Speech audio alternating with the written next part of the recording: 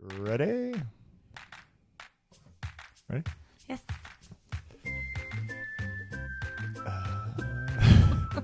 Ready? I'm trying to. What am I saying? Ready. Hello, and thanks for joining us today on Couples Counseling for Parents. I'm Dr. Stephen Mitchell. I'm Erin Mitchell. In just a moment of self-disclosure, Oh, no. we were about to start this show, and Erin said a very true statement.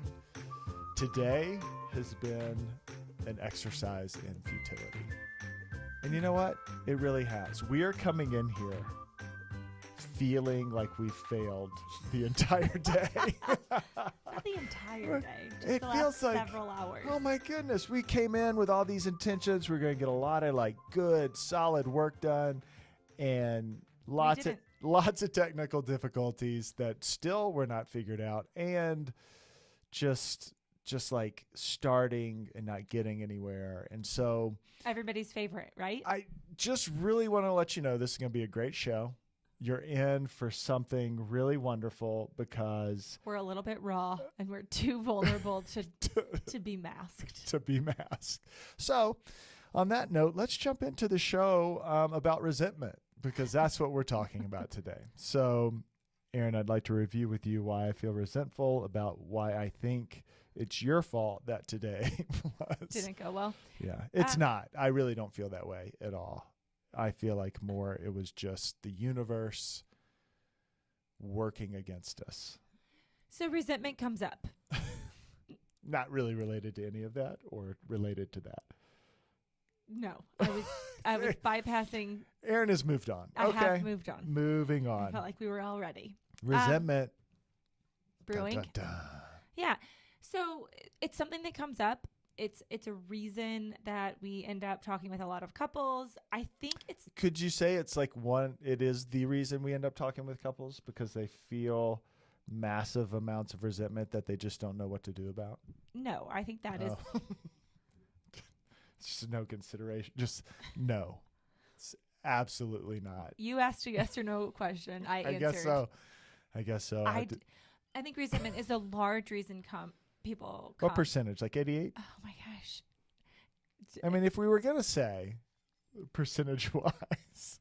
But what can me and the rest of us listening expect? Is this going to persist, or can we hope to move on? I think you can expect that this will persist, but I'll try to limit it. Fantastic. I can't ask for more than that. I think resentment is a common thing that comes up in parenting partners. Why?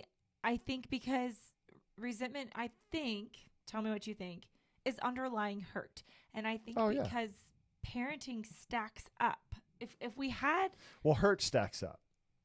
Yes, but also parenting requires we keep moving. So I think it's really hard. With no time to resolve or address. It doesn't always feel like there's a proper amount of time to sit with and really felt in the way we need for resentment to actually be resolved. Yeah, I was just talking to somebody today about this. And it was the stack up, over lots of years without the time to be able to go back. That's true. Yeah. And then I think the other thing, it's very common. So yes, you were trying to say, is this why everybody comes to us? No, I don't think it is why everybody comes to us. 89% of the time, maybe? I did that to all of us. I apologize. That's on me. Okay, 93%. But I do think that most couples have an element of it, even if it's not very intense. Yeah, resentment doesn't have flavor, maybe. Yeah. It doesn't have to be something really ugly or angry even. I think... there's levels. There's some people that we see that come in, they are, really hurt. They're really, really hurt. And then there's really angry. Yeah, there's other folks who are you know what? I can kind of feel it building. I don't want it to. Yes. What do we do about it? So, I think just I don't want this. And that's the thing. Yeah. No one likes it. It doesn't feel good. No one loves to feel resentment. No, no one loves to feel like their partner is holding resentment, that it's oh, neat. Yes, let's set aside a time to talk about that. Yeah. I agree. Both ways. I don't really want that. I think something that most couples we do talk with express some version of, I think we've expressed this, is I just want to enjoy the time we do get when Yeah. it is just the two of us, or even with our kids. Like I want us to enjoy each other, and this feels like a barrier to Well, and so I think one of the reasons, and we've used this before, I think, or mentioned this before, I think some of the reasons people don't want to talk about resentment is because it ends up getting them stuck in dead-end dialogues where they're having the same, where they're basically just rehashing why they're frustrated or disappointed with one another, and there's no resolution. And so the idea of like, hey, let's talk about resentment doesn't really imbue in anyone like let's do that. It's like, let's have an exercise in frustration and futility again and again, right, like we had today. I'm resentful towards the universe, though, not towards you. right now.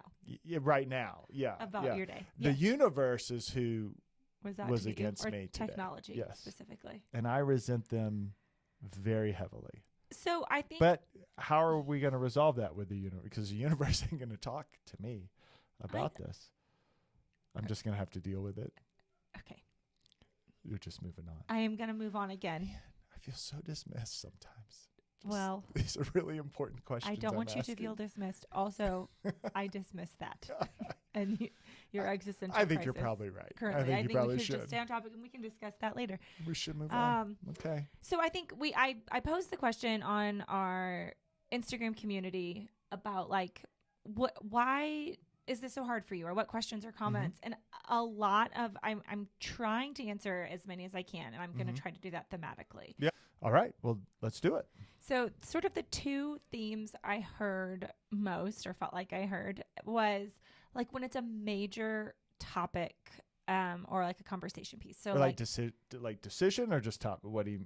Yeah, well, kind of both. So one of the sort of streams within that stream is major decisions. So something that comes up all of the time in our work is a couple trying to decide if they should have another baby.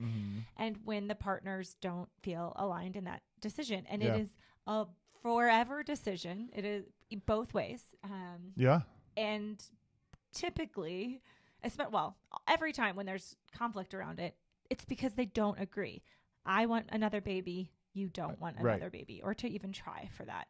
Because again, implied in that you just get to have another baby is that's not true. That's there's pregnancy loss, there's infertility, there's all kinds of things that. But even the conversation about like, I would like to try that.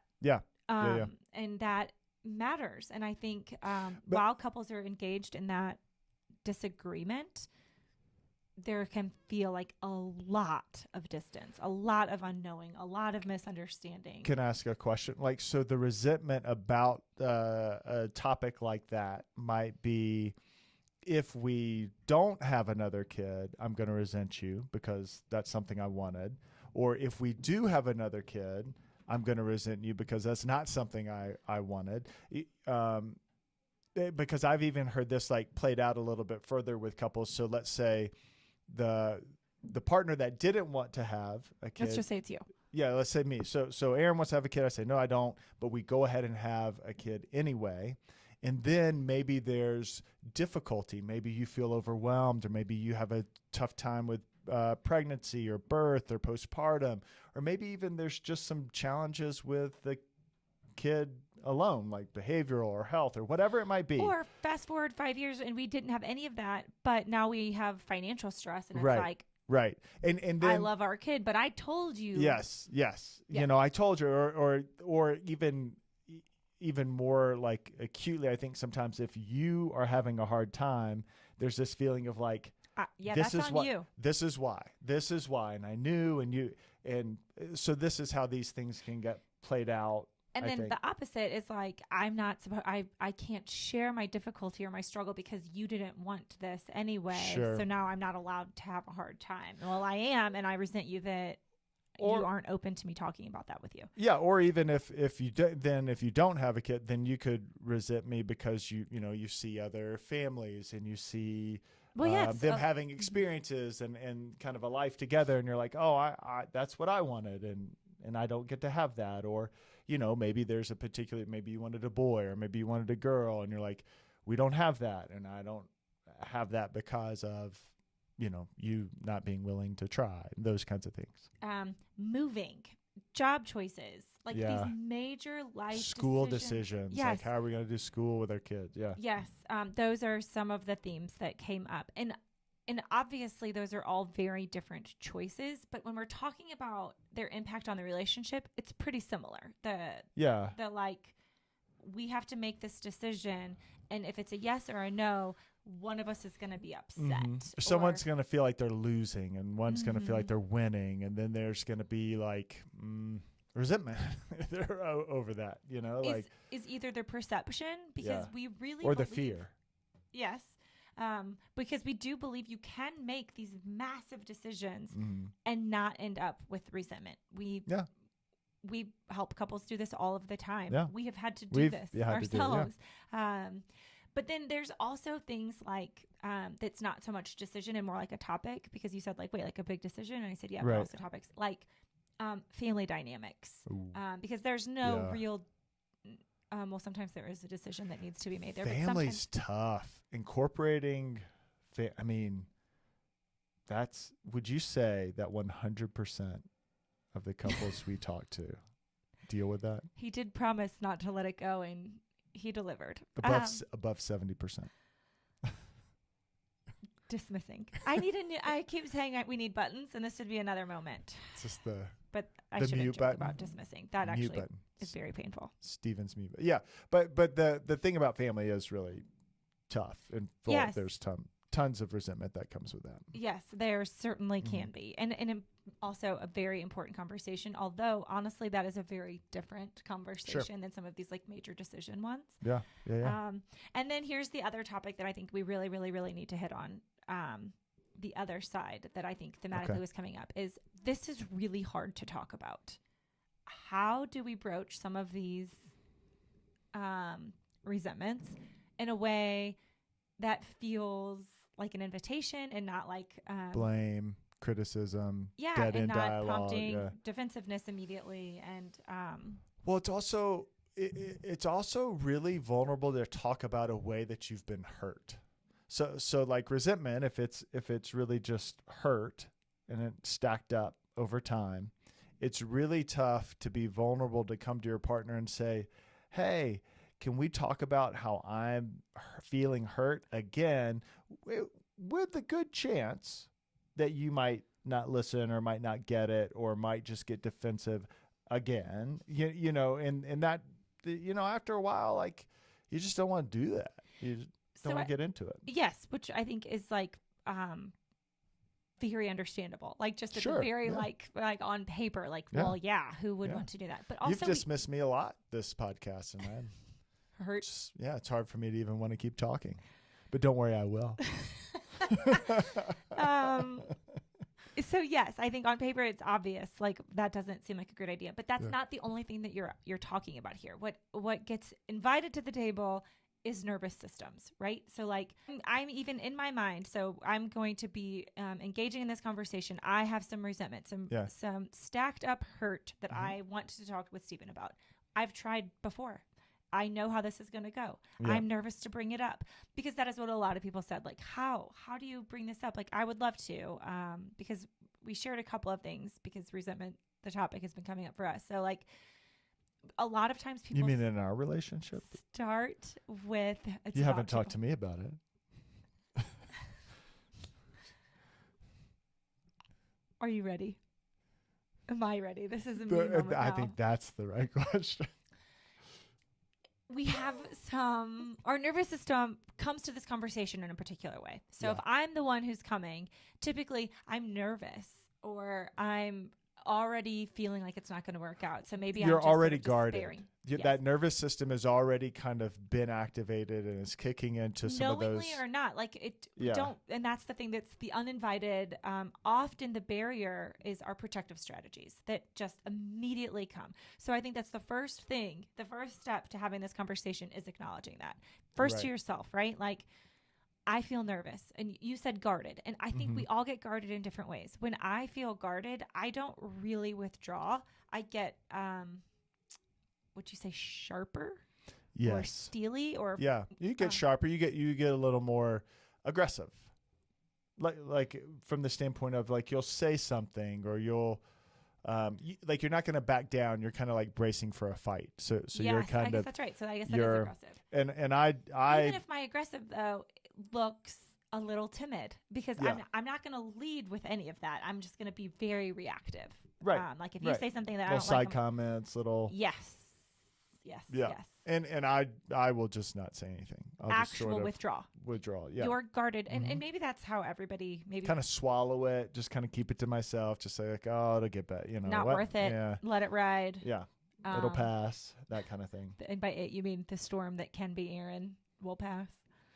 Well, no, you're not. Well, what did you mean? What it? Well, just let the tension pass Oh, or the discomfort.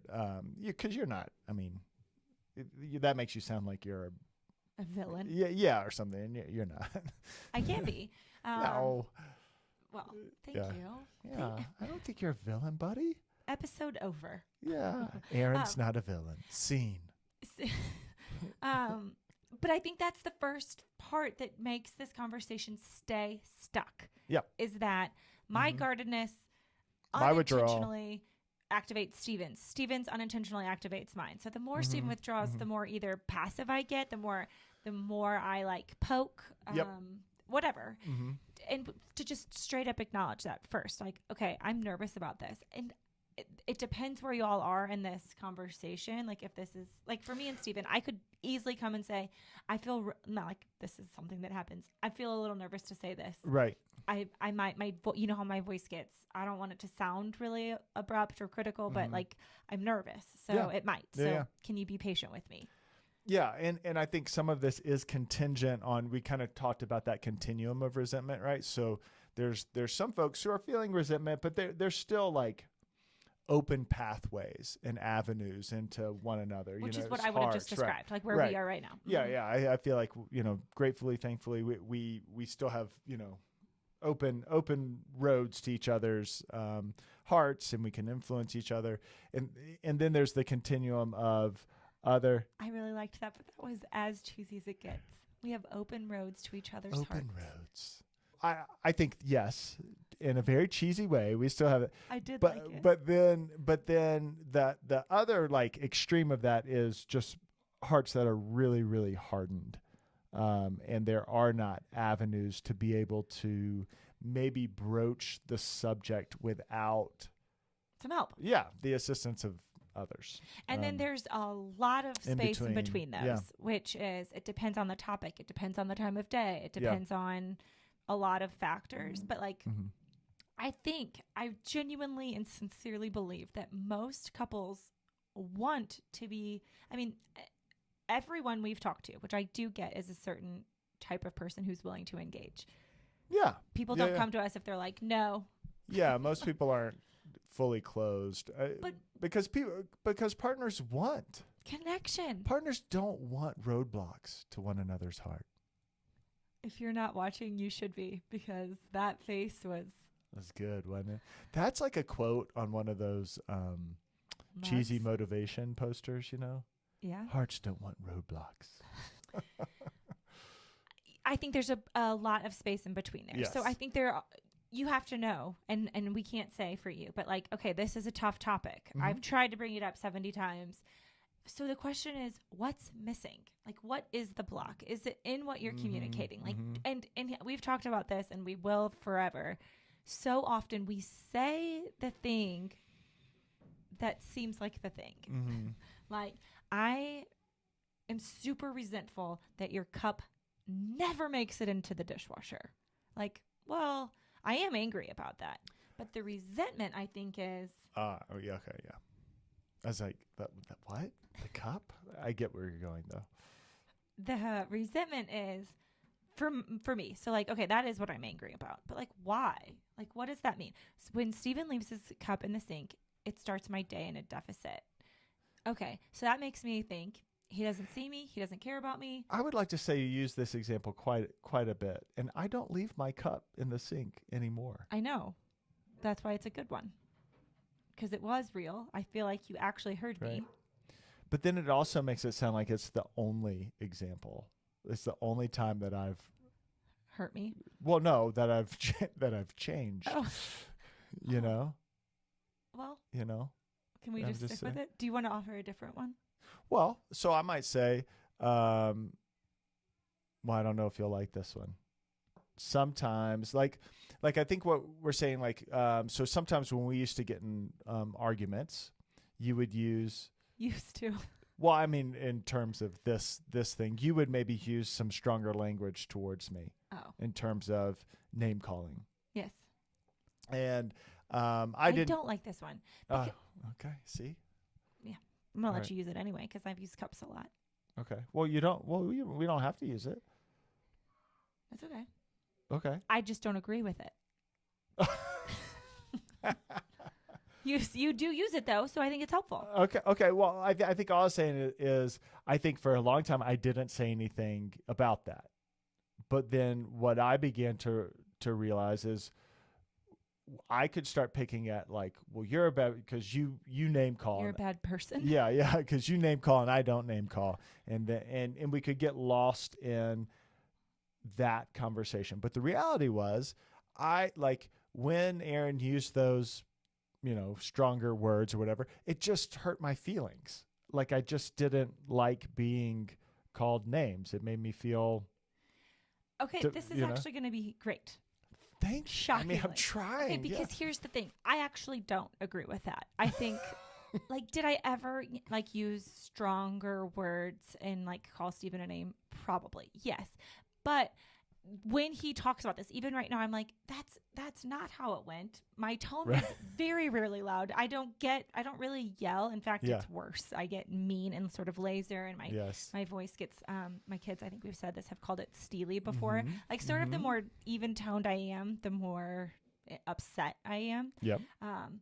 But so when Stephen would say, "Hey, I don't call you names," my reaction then and now is, "Neither do I." But when Stephen explained what he's about to, And which then is you like, call me you. "Neither do I, you Whatever. name caller." Yeah. But yes, Oh. you would say neither do I, but I would be like, yes, you do. Like, Yeah, Yeah, and you he'd do. say, but then the content, it hurts. It hurt you right. when our fights would escalate in any way because it felt scary. Yeah. Yeah. And then for you to say historically, like, you have a history of fights escalating to a very uncomfortable place. Yeah. My parents fought Okay, I do. in a very uncomfortable way, and in loud tones and, like, screaming and yelling at each other. And so, I think that energy felt really bad to me, because I was like, why would you do that? I'm not doing that. Like, I don't like that. And yeah. Yes, and that I understand. So I'm like, okay, Mhm. so it feels like that. Like, so I don't have to agree that I call Stephen names and I'm yelling. Because I don't. Yeah. But I'm like, oh, but I do get that my energy gets intense and fast because Mhm. I know that. That is true. Mhm. And the perception, the feeling is like, and now this is scary. Mhm. Yeah. Well, I don't want that. And I Right. can see how that impacts you. Right. That I can understand. And so I think what just happened there, as we rehashed this old resentment and then learned something new about it, is I think that always, how do couples talk about resentment? It is all in how you express and how you listen. And both partners are responsible to do both. You're responsible to express and you're responsible to listen. And where things get confused is in All over the place. And so if sorry, no, you finish. And I think that, in some ways we do sound like a broken record, I think, in terms of, like, well, what do you do in these different situations? Because what you are doing when you're expressing is you are describing yourself, not your partner or what they did. And I think that's the one of the key places where couples get off is like, oh, well, I'm telling you what you did wrong, and I'm telling you why I didn't like this, and I'm telling you I feel like this because you did this. And that automatically places a partner in a defensive place, and also is a very unexamined expression of what's happening for you. What we are talking about is, so what Aaron described, I needed to be able to tune into, why do I not like that elevated tone or that elevated energy? Why is that difficult for me? Not, you know what, Aaron, we have this problem because you have an elevated tone and you bring an energy that isn't, and you need to, that's Or don't call me names. I'm like, well, I don't. So conversation over. Great. Right. And so what I had to think about is like, oh, okay. What I feel is happening for me in these moments, I had to attune to this. I had to kind of like see what the feeling was in terms of, why do I get uneasy about this is, you know what? Like, I kind of grew up in a scenario where things were pretty scary when people were having conflict, and any hint of that happening really scares me and kind of throws me off. I'm not able to like pay attention. I'm not able to listen. I'm not able to really engage. So what I'm expressing is, this is what is happening for me.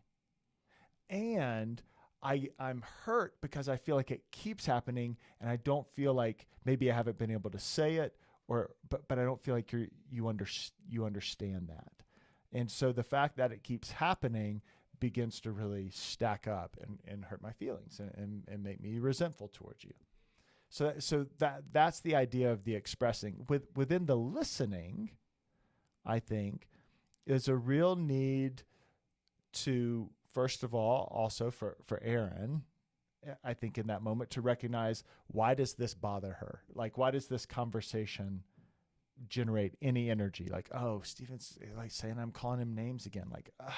Like, For sure. that would be you attuning to why you didn't like that, which would be, I'm not quite sure how you would say, like, what I noticed when you said that was, this is like, I just felt defensive, or I felt like I was being misnamed, or I felt like you were saying I was doing something that I wasn't, and I don't,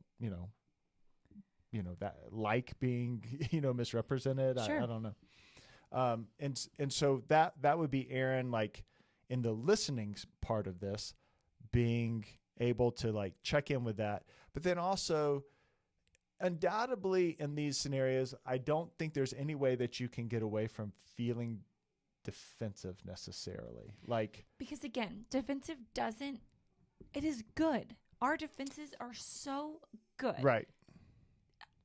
So I'm going to Pause. say to Aaron, hey, I've got a problem. I'm feeling upset about something. And she's going to get defensive. Like that's just a natural reaction. But what we have to try to do is suspend that defensiveness. I think I would say acknowledge and ask it to pause. Yeah. Pause. Sure. Hold on for a second. Even acknowledge, because you and your partner are going to get defensive. Mm-hmm. Something important is being brought up that historically doesn't feel good, or you hurt me, or I'm angry. Right. Those activate protective strategies, and they should. Right. Noted. Now, can we try right. our best to slow this right. down so that we can access those if we need to, or suspend them? Because hopefully we're both mm-hmm. willing to be like, well, I don't want to get sort of short with or laser focused with my tone, and I don't want to elevate. Yeah. And I know that I can. And you don't want to withdraw. Right. You don't want to disengage. You right. don't want to dismiss in this conversation, but you know that you can. Right. Let's try not to do that. Okay. Right. If you notice that, can you gently tell me, like, hey, your tone? Or if I'm like, hello, I feel like you've left the building. Mm-hmm. Can you come back? Yeah. Yeah. And so by doing that, by doing these things in the expressing and the listening, you can get to a different place in the conversation. A new place, like an authentic place. So even think about the conversation about like, let's have another kid. So you come to your partner. So Erin comes to me because I'm the one who doesn't want to have the other kid. And she's like, you know what? You're never open to have this conversation. You're just like automatically right there. That's the beginning of the dead end dialogue. But if she's able to come and say, hey, like this feels so important to me. And I know that we maybe don't see it eye to eye, but like, there's part of me that just wants you to like hear me out and understand like why this feels important to me. And I know that might not change your mind, but like, I just feel like you're not hearing me or listening. Can we just talk through it? Like that is her expressing her experience and even expressing what she feels that what she needs.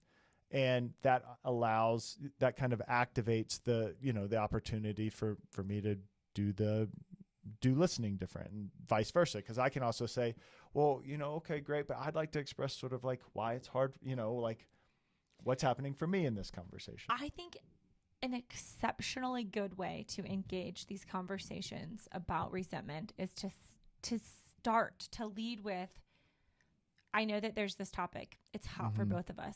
I think we're both misunderstanding. Like I don't feel like you're hearing me. Right. And it's occurring to me, if I don't feel heard, you probably don't feel like I'm understanding either. Yeah. Yeah. I want to. I sincerely want to. I don't. Because, again, with the baby conversation. Can I be honest with you? You said hot topic, and all I can think about is that Jim Gaffigan part where he's like, hot pocket. And I'm like, hot topic. You got hot topic. I don't even remember saying So hot sorry, topic I had to say it, the- though, because I couldn't continue. without it. Yeah. Hot topic. Okay. It's like, okay. Sorry, I just had to say it. And it might even be a helpful way to lead into it. Hey, can we talk about the hot topic? We talk about this a lot. That will, because you've heard it, I can't help but laugh. We are even now. 15 years married, and it's still funny to me. Stephen is still funny to me, which you feel really sad about. You feel sad about it in this moment. I'm super glad, but that works for me. Humor in a conflict-ridden conversation de-escalates me. It just does. Mm-hmm. It does not for you. Right. You gotta figure out what's working. But anyway, back to we can. I don't know what I was saying. I know I was talking about the way to come into the hot topics was to say like, I know that this is even a hard thing for us to talk about. And like just be real blatant, blunt, and upfront about it. And so not having resentment. So I think what I was going to say is like in the I want another baby, Stephen doesn't conversation. Right. Someone is going to win technically that, sort of that like we either are going to try or we are not. So there's going to be a direction chosen. There has to be. Mm-hmm. And there's a difference, though, between grief and resentment. Mm-hmm. So there will be grief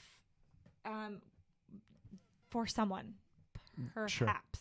But there doesn't have to be resentment. And so what I mean is, so if we decide, if we have this conversation and I feel like you really understand what this means to me, why it matters, what the losses for me will be if we don't try. Yeah, what the grief will be for you. And I feel like you get it. And I'm like, you feel me. You like, I feel all the way understood and felt, even if not agreed with. Right. That is a different feeling than you are shutting me down. I don't think you understand. I'm trying to tell you like why this matters. And you're like, well, that would be really hard. Or, right. Something. Well, it just can feel dismissive, but really understanding the cost, the loss, the grief, and doing that both ways. Exactly. And then saying like what. Okay. So knowing everything, knowing where we both feel, what do we feel most comfortable with in this decision? What can we live with? Future casting 10 years from now, what will be the decision we can bear? Yeah. That is very different than feeling like I feel like we never were able to have the conversation. And that's a different. That's resentment. Right. And you can't like redo that conversation. Correct. And then you're dealing with the loss and the now, grief 10 of years never later, having had the conversation. You're talking with those couples about like how to forgive, because that is and what that means and what like actual repair in those moments look like. So what we're talking about is not having that happen, and that is by having a different conversation now.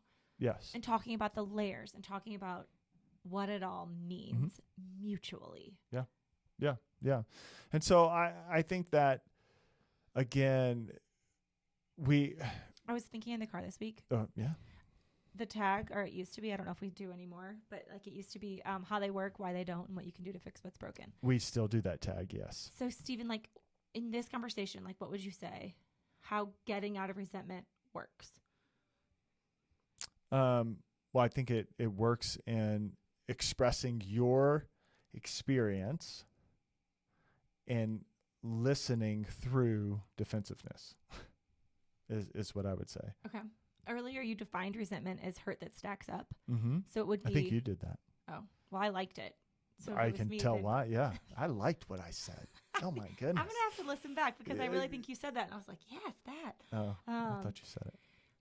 So I think sort of the opposite, right? Mm-hmm. Like, so why it doesn't is Because it doesn't stack up. Wait. Like the reason it. Oh, why? Okay, I got you. Why it doesn't work is because things do stack up. Because you Yes. don't express. you are not and- able to like Gotcha. really Yeah. feel felt in this expression of hurt, and like that's not what I meant. Right. Almost doesn't matter. It's like, well, that's how it impacted me, so we have to engage that. Mm-hmm. Mm-hmm. Of course, it not meaning it's not what you meant does matter, but it doesn't erase hurt. So you have Right. got to engage the hurt. And then why it doesn't, why we get stuck in resentment. Why it doesn't, like, I'm really Relationship. right. But you just said why it doesn't. You just said like the reason how it works is that you're able to express and listen differently. Why it doesn't is because things stack up and you're blaming, criticizing, you're not expressing things or describing yourself, and you're not listening through the defensiveness. Yes. And then the how to fix it Uh-huh. would be to express your experience, to listen through the defensiveness. In a new way, in a real way, in an authentic way, in a like, what are the layers? Or looking back at where this has gone wrong, where do we continue to get stuck? Is it in the expression? Like, do we never make it out of that state? Try it a different way. Is Sure. it in your response? I don't like the way you said that. Try it a different way. right. Like think of this scientifically because it is. Yeah, try if what you're doing is not working, try something else. And I think though, Hashtag science. right? Hashtag science. It's just Hashtag that math. simple.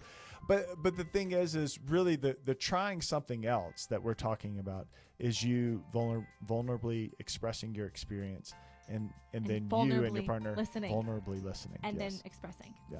Round Yeah. and round and round. That's it. Solved. You'll never be resentful again. I think that's true. You know what? I even feel a little less resentful at the universe after having this Wait, conversation.